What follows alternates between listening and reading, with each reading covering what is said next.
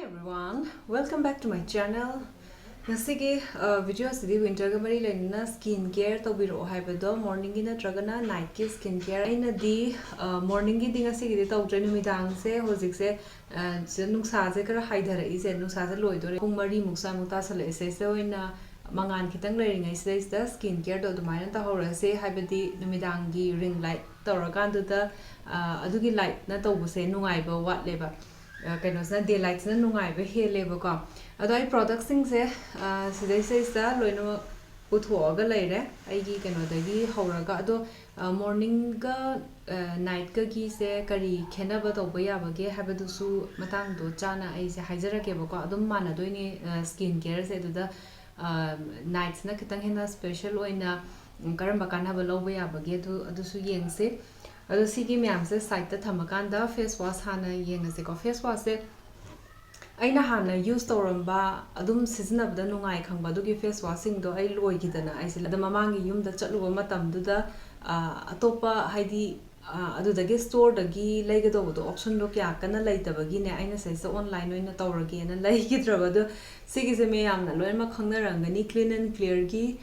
morning energy duni sa makhal makhal yamna leidana ko ai gisna lemon fresh oiba morning energy duni sigi face wash se aina macha oina leiri se ai phanadi seasonarabani si se adum seasonabade dum nungai ba ko aduga normal skin type sing sina di yamna nungai rani aduga kitang oily side ta leibudu bokta yamna nungai na seasonani ba ko sigi sima ai adum seasonare du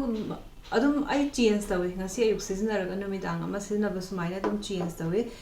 aduga sigi sina Cetaphil gi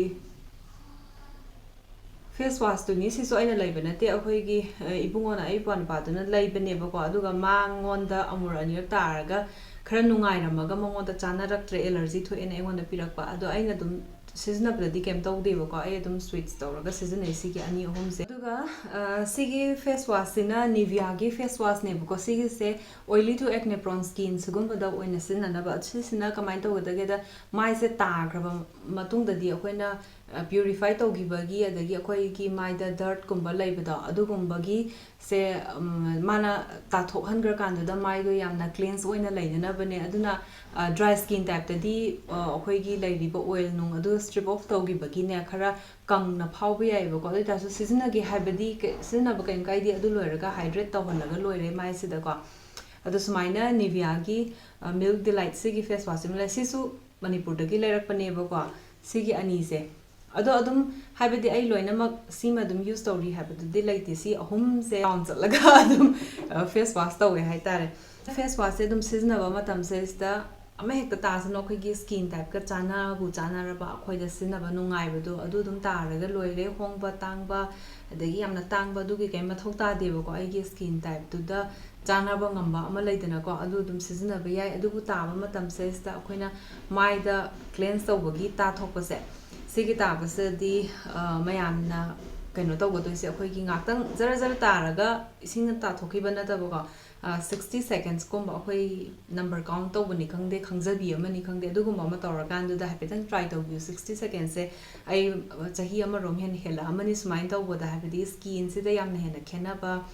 face wash ki kana ba phangba ngamba adu da khangba ngambane ba ko aina atopa video sing yengubada gi adumaina khangakpani 60 second hoigi mai da cleanse tawbo se lehenga do ba nasagi face wash tuna aduga dum ising ta thokiba yare ko hoji hana face wash taw thorage aduga next step se amuk laga tawna ba mai se tai thokhar kan da di first step se toner tawgo do bane ain hoji use story se face soap ki rice ceramide sigi moisturizing oi ba sigi toner sine ba ko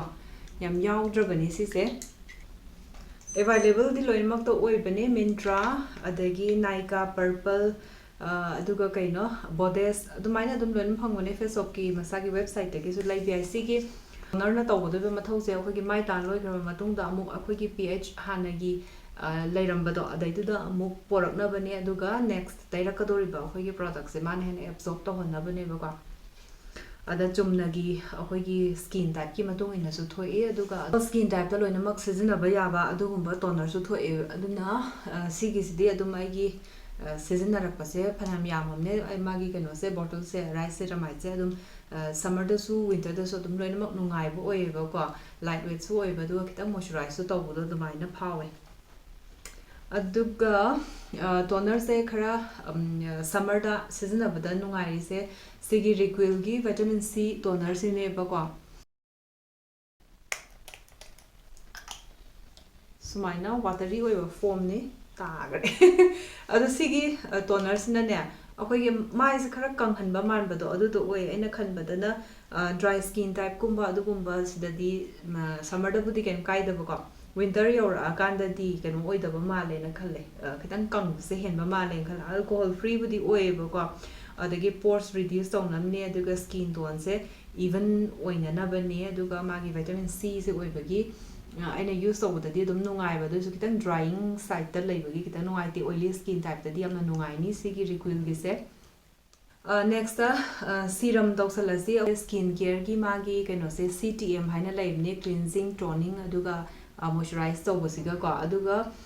ayuk su numidang su samane ayuk oiraga na sunscreen na last ta lotion ba ko sun protect tawna ba aduga numidang do oiraga di nungdang gi skin care tawgi basagi na ayuk ki mai ta thotri bawta di akhoi gi lairiba product sing se mai sida thamgadoine aduna numidang gi matam da di kitang akhoi na target tawba adugumba product se hapsalagadi henna result to phangba se heleba yung nungthin gi da di matam da teli dana ko skin da leiba ge adumain tawdana aigi se yamna targeted kaino oibadi nate taiba matam se serum se si se minimalist ki serum vitamin C 10% duni adugi face serum do si saina ayuk ta su tai aduga numidangi matam da su tai ba ko adubu nga sigi oina di aina numidang matam da number season ai se si minimalist ki retinol gi 0.3% ni sigi retinol se si sina use torame akhoi gi retinol sina kitang sigumba ma tin da hapsan ba matam da kana ba se hena phangani na khalle ba ko retinol se hanba introduce to mi sing sina taibada di week amada amura komba adugumba hana hobbiyo baga nata da di kanu oini sum numidang numit khudingi taisalak pado skin se hena soksal hangani baduna kana bagi mahuta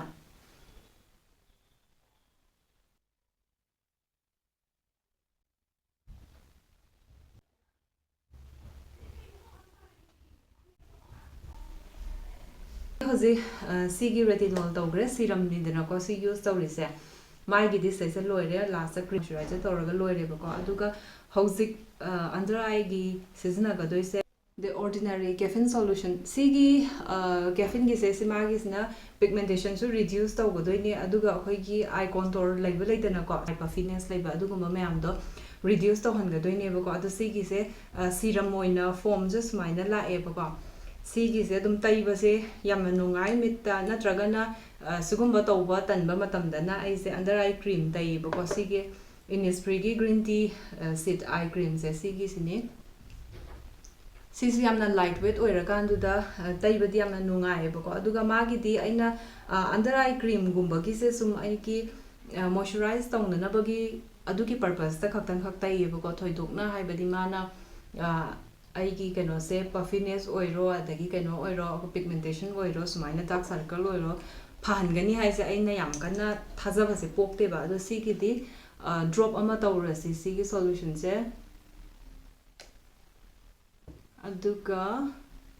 sumaina dang tawraga yam kana rub tawai mathau ta de sigi sima loinamak thongna ba se taibirani panghalani skin se de absorb tawna na ba ko yare duga sumaina tawbiramane lore sesta adu sigi sidi aidi khara dum mayeng se khara tarabani sinai se kana bra haina dikhalle ba si se ga adumain lere aduga last ta akoina tawsindai se moisturize tawraga thamna bani mai se hydrate tawraga adu da akoi gi nongan da mai ta thokpado adu ta dringai phawbada soft oina ba supple oina ba dumai thamna bani aina sidna ga doriba sigi keno se moisturizer se requil gi ceramide and hyaluronic acid yamna nungai sigi keno se dry skin dagi na yamna hena dry skin type to adai du da keno oina na season na bani ma gi ceramide ne mango butter yaure hyaluronic acid yaure du na mai samna soft oina laibu do dumai oeba ꯁꯤꯁꯦ ꯑꯗꯨꯝ ꯍꯥꯏꯕꯗꯤ ꯊꯤꯛ ꯑꯣꯏꯕ moisturiser ꯑꯣꯏꯕꯅꯦꯕꯀꯣ ꯑꯗꯨꯅ ꯈꯨꯠꯁꯤꯗ ꯍꯥꯟꯅ ꯁꯨꯃꯥꯏꯅ ꯈꯤꯇꯪ ꯔꯕ ꯇꯧꯕꯗ ꯃꯦꯜ ꯇꯧꯊꯣꯔꯛꯑꯀꯥꯟꯗ ꯌꯥꯝꯅ ꯕꯇꯔꯤ ꯑꯣꯏꯕ ꯑꯃ ꯐꯤꯜ ꯇꯧꯕꯗꯣ ꯑꯗꯨꯃꯥꯏꯅ ꯇꯧꯕꯅꯦ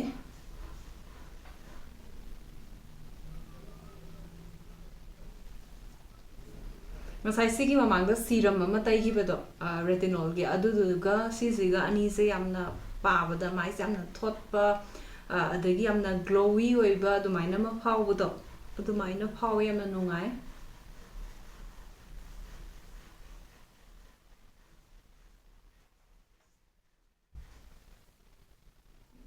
ꯂꯪꯉꯒ ꯂꯩꯇ꯭ꯔꯥ ꯐꯖꯗ꯭ꯔꯥ ꯔꯤꯀ꯭ꯋꯤꯜꯒꯤ ꯌꯥꯝꯅ ꯀꯟꯅ ꯇꯥꯡꯗꯕꯅꯦꯕꯀꯣ ꯑꯝꯇ ꯃꯣꯏꯆꯔꯥꯏꯖꯔꯁꯦ ꯁꯤꯒꯤ ꯃꯣꯏꯆꯔꯥꯏꯖꯔꯁꯤꯃ ꯌꯥꯝꯅ ꯅꯨꯡꯉꯥꯏꯔꯦ ꯑꯩꯒꯤꯗꯤ ꯏꯁꯥꯒꯤ ꯗ꯭ꯔꯥꯏ ꯁ꯭ꯀꯤꯟ ꯇꯥꯏꯞꯅꯤꯅ ꯑꯩꯅ ꯅꯨꯡꯉꯥꯏꯕꯁꯦ ꯃꯣꯏꯆꯔꯥꯏꯖ ꯌꯥꯝ ꯇꯧꯋꯦ ꯍꯥꯏꯕꯁꯦ ꯗ꯭ꯔꯥꯏ ꯁ꯭ꯀꯤꯟ ꯃꯌꯥꯝꯗꯗꯤ ꯑꯃꯨꯛ ꯍꯦꯟꯅ ꯅꯨꯡꯉꯥꯏꯔꯅꯤ ꯑꯗꯨꯒ ꯑꯣꯏꯂꯤ ꯁ꯭ꯀꯤꯟ ꯇꯥꯏꯞꯇꯁꯨꯅꯦ ꯁꯤꯒꯤꯁꯦ ꯑꯩꯈꯣꯏꯒꯤ ꯃꯥꯒꯤ ꯀ꯭ꯋꯥꯟꯇꯤꯇꯤꯁꯦ ꯌꯥꯝꯗꯕꯤꯗ ꯈꯤꯇꯪ ꯂꯧꯔꯒ ꯑꯗꯨꯝ ꯇꯩꯕ ꯈꯣꯠꯄꯗꯣ ꯂꯣꯏꯅꯃꯛ ꯌꯥꯕꯅꯦꯕꯀꯣ ꯑꯗꯒꯤ ꯁꯤꯒꯤ ꯔꯥꯏꯁ ꯁꯦꯔꯥꯃꯥꯏꯠ ꯁꯤꯃꯁꯨ ꯑꯩꯒꯤ ꯉꯁꯥꯏꯒꯤ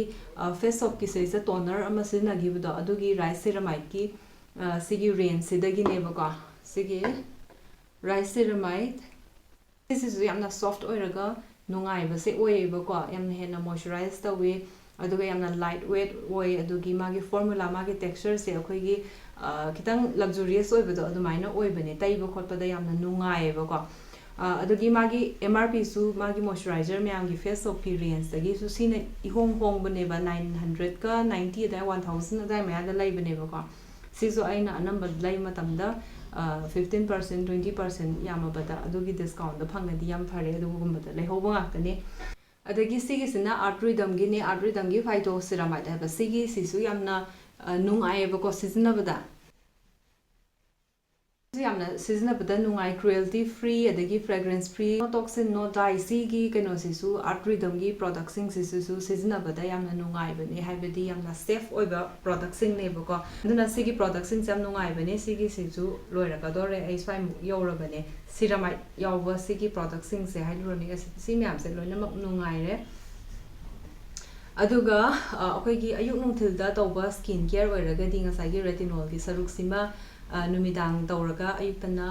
ꯀꯩꯅꯣꯒꯨꯝꯕ ꯑꯩꯈꯣꯏꯒꯤ ꯚꯥꯏꯇꯥꯃꯤꯟ ꯁꯤꯒꯨꯝꯕ ꯑꯗꯒꯤ ꯒ꯭ꯔꯤꯟ ꯇꯤꯒꯨꯝꯕ ꯑꯗꯨꯒꯨꯝꯕꯒꯤ ꯁꯤꯔꯝꯅ ꯑꯗꯨꯝ ꯃꯍꯨꯠ ꯁꯤꯟꯕ ꯌꯥꯔꯦ ꯑꯗꯨꯒ ꯂꯥꯁꯇ ꯃꯣꯏꯆꯔꯥꯏꯖꯔ ꯇꯧꯕ ꯂꯣꯏꯔꯒ ꯁꯟꯁꯀ꯭ꯔꯤꯟ ꯑꯃ ꯇꯧꯔꯅꯤ ꯑꯗꯨꯒꯤ ꯅꯨꯃꯤꯗꯥꯡꯒꯤꯅ ꯁꯤꯁꯦ ꯌꯥꯔꯅꯤ ꯑꯗꯨꯒ ꯁ꯭ꯀꯤꯟ ꯀꯦꯌꯔꯒꯤ ꯁꯤ ꯂꯣꯏꯁꯤꯜꯂꯛꯄꯗ ꯈ꯭ꯋꯥꯏꯗꯒꯤ ꯃꯔꯨꯑꯣꯏꯕ ꯑꯃ ꯂꯤꯞ ꯕꯥꯝꯒꯨꯝꯕ ꯑꯗꯒꯤ ꯂꯤꯞ ꯒꯥꯔꯗ ꯂꯤꯞ ꯃꯣꯏꯆꯔꯥꯏꯖꯔ ꯂꯤꯞ ꯕꯇꯔ ꯑꯃ ꯍꯦꯛꯇ ꯑꯣꯏꯁꯅꯨ ꯑꯗꯨꯒꯨꯝꯕ ꯑꯃꯅ ꯂꯣꯏꯁꯤꯟꯕꯁꯤꯅꯤ ꯈ꯭ꯋꯥꯏꯗꯒꯤ ꯅꯨꯡꯉꯥꯏꯔꯤꯁꯤ나 ꯁꯤ ꯑꯣꯏꯇꯥꯔꯗꯤ ꯀꯝꯄ꯭ꯂꯤꯠꯁꯦ ꯑꯣꯏꯔꯦꯗꯅꯀꯣ ꯑꯗꯨꯒ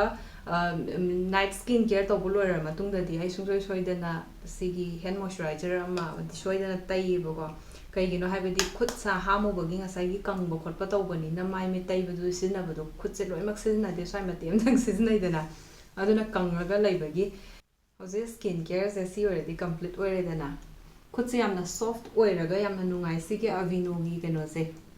ꯃꯣꯏꯆꯔꯥꯏꯖꯔꯁꯦ ꯉꯁꯤꯒꯤ ꯚꯤꯗꯤꯑꯣꯁꯤꯗꯤ ꯁꯤꯁꯦ ꯂꯣꯏꯁꯤꯜꯂꯒꯦ ꯃꯊꯪꯒꯤ ꯚꯤꯗꯤꯑꯣꯁꯤꯡꯁꯤꯗ ꯑꯃꯨꯛ ꯊꯦꯡꯅꯔꯁꯤꯀꯣ ꯕꯥꯏ ꯕꯥꯏ